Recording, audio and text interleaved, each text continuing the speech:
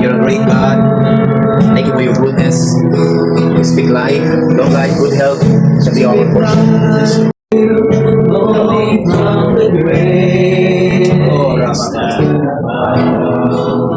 In you, the power of your love. Sing Holy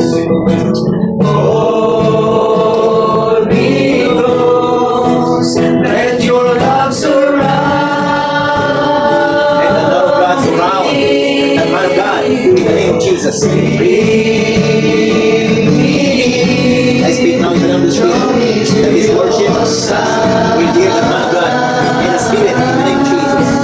Nang yung salita po, Panginoon, ay aming pagkain, God. Ito yung magpapabago sa amin. Yung salvation na natanggap natin, that we are here not only to save, but we are here so that others will be enlightened. But right now, we are aware sa mga magnanakaw na ang dulo pala ito, Panginoon, ay kamatayan at pagkawasan. Yun ay mga salita po, Panginoon, na araw-araw namin narinig.